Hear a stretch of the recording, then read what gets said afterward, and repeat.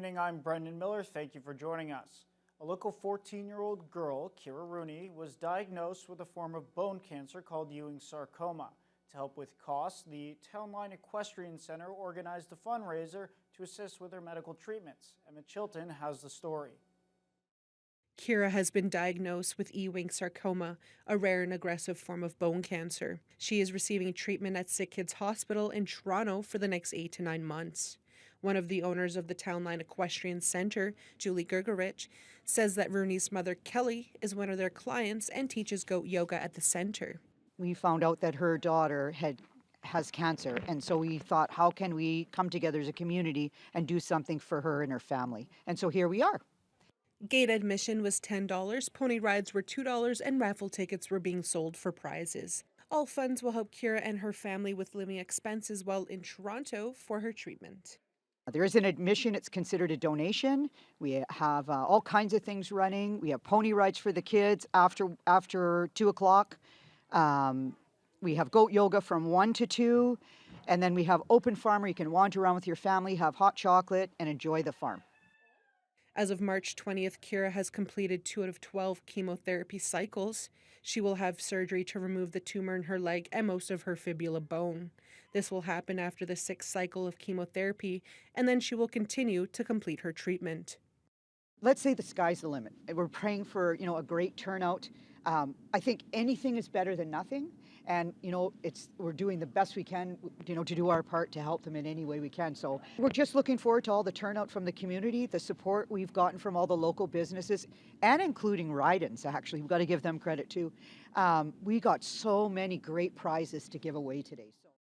The GoFundMe page has raised $44,958 so far, with a goal of $50,000. To make a donation, you can go to Kira Rooney's GoFundMe page or contact the center by email. Emma Chilton, TBT News. TBT has made a donation to the Sister Margaret Smith Center to help youth dealing with addiction issues. Participants in the Recovery program have been gifted with new winter gear for snowshoeing, cross-country skiing, and winter hiking. The program has been put in place to empower and enhance youths aged 16 to 21 with their recovery by building healthy lifestyle habits. The $12,000 from TBT was directed to the Smith Center through St. Joseph's Foundation. Foundation President Gail Brescia and St. Joe's Vice President of Clinical and Community Health, Andrea Doherty, spoke about the importance of implementing these types of programs. It really is wonderful. Some of them might never have been on snowshoes or been on a cross-country skiing. So with the Sister Margaret Smith that's right beside Chapel's Golf Course, they can get out. A couple of weeks ago, they went tobogganing at Balsam Pits.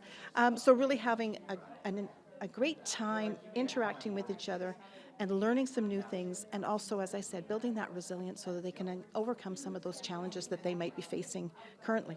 Yes, today's a really wonderful day. We're so grateful to TBT for the donation to our recovery program, and this really will allow our youth who are actively working on their addictions to engage in nature. We live in a beautiful part of the world, and so our ability to take people out and enjoy nature, enjoy the trails, get out snowshoeing and skiing is a really important part of recovery. Officials hope the ongoing partnership between St. Joe's and TBT will continue to transform the healthcare experience for youth in the community by promoting a culture of compassion and generosity to those in need. The Cambrian Players Theatre on Spring Street is undergoing some renovations. Nothing drastic that'll change the entire look, but enough to allow people of all abilities to enjoy the arts. In progress is construction of a lift on the side of the building. This has been a plan for Cambrian since 2023, when it was decided to make the building more accessible. The second part of the renovations involves turning a storage closet into a washroom. Over the past 2 years, they've been able to raise money in order to help pay for the renos, including 50-50 draws and grants. They've raised about half of their $150,000 goal so far, but Miranda Dumas, the Vice President of the Board of Directors, points to other issues that have plagued their progress. We're very excited and patient through the whole process. We are almost to the end of our first phase, which is getting our accessibility lift installed, which will allow patrons and volunteers of all abilities to enter the building and join us. So unfortunately, it's not going to be ready for the end of this season, just due to difficulties with getting contractors who are certified in all these specific areas that are required for this type of lift. In all, Dumas believes this phase of the renovation will be completed by August 31st. Students from St. Patrick and St. Ignatius High Schools competed this past week in the Concours d'Art Oratoire in order to qualify for provincials. The 40-year-old public speaking competition is done entirely in French, and Justin Hardy has more. Les gens doivent parcourir de longues distances pour voir un vétérinaire à cause qu'il n'y a pas de disponibilité dans notre ville. The event, hosted by Canadian Parents for French, ran for its second year in the region with the Thunder Bay Catholic District School Board. The competition saw students recite speeches in French on the topics of their choosing. Les gens qui réussissent ont dû prendre plusieurs risques avec leur argent. Tanika Payne, a grade 12 student from St. Ignatius High School, won third place in the Francophone category. She says the competition is a great way to celebrate learning French. I think it's amazing that we're able to come together as a community to celebrate our francophonie, and it's just so awesome that we're able to be bilingual and it's celebrated by our peers. Everybody that participated is super talented, and I know that the winner is the right pick by the judges. Students began practicing for the competition earlier this year and were chosen to represent their schools by an in-class competition. Winners were then tutored one-on-one leading up to competition day. Students from lower grades were also invited to attend and watch.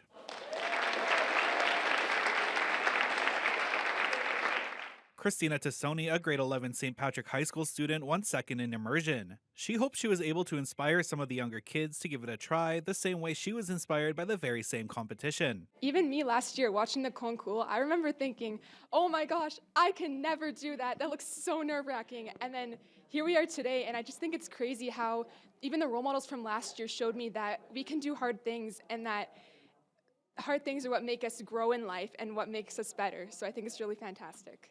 Each of the winners received a prize, and an additional competition was held for most interesting topic that the students in attendance were able to vote on. Justin Hardy, TBT News. 5 more local recipients have been presented with King Charles III coronation medals. Members of the Royal Canadian Legion were recently honored here in Thunder Bay. The recipients were Comrade George Romick, Comrade Del Babcock, Comrade Robert Cutbush, Comrade Katrina Miliama, and Comrade Kim Treichler. The recognition ceremony was held at the Port Arthur Branch 5 Legion on Van Norman Street. It was a really big honor because, again, you know, I don't do things because I'm waiting for people to say, oh, you know, you've done this and you've done that. But it means that somebody somewhere has seen the work that I've been doing and has felt that it was valuable. So I don't know, I think it just sort of hits close to home that way. I am very excited about this. I've always wanted to have a medal for my left side because I only have Legion medals. I'll never be an actual veteran.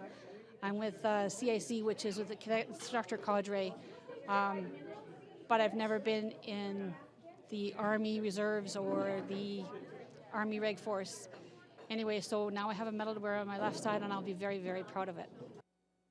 The Legionnaires were recognized for their prestigious distinction and their significant contributions to our country, province, region, and community. The King Charles Medals serve as a testament to their dedication and service. This year marks the 10th anniversary for the Dummy Downhill competition. A large crowd gathered at the bottom of Loch Lomond's The Giant, waiting for the dummies to start flying down. The competition has a set of rules and 2 categories: furthest down the hill and best crash. This year had 14 entries. Loch Lomond's owner, Jason Gary, was the judge for the competition, and it was based on style and speed. Contestants are free to enter.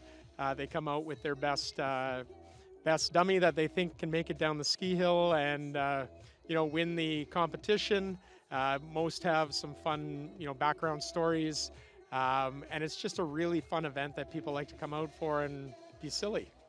We had one actually from a high school tech class, and then we also had a bunch from just people that have come back every year. We have some that actually, looking back in the history of them, have been coming out for 25 to 30 years. we're going to keep running until we don't have any snow left. Right now, I mean, I don't know what that even means because we've actually just started to get more snow and the weather has turned into midwinter for us today. But we are hoping to get some sunshine and some warm afternoons and some slush skiing and some spring conditions so that we can get everybody out and have a lot of fun. The event had a DJ and spectators laughed and cheered as their favorites flew down the hill.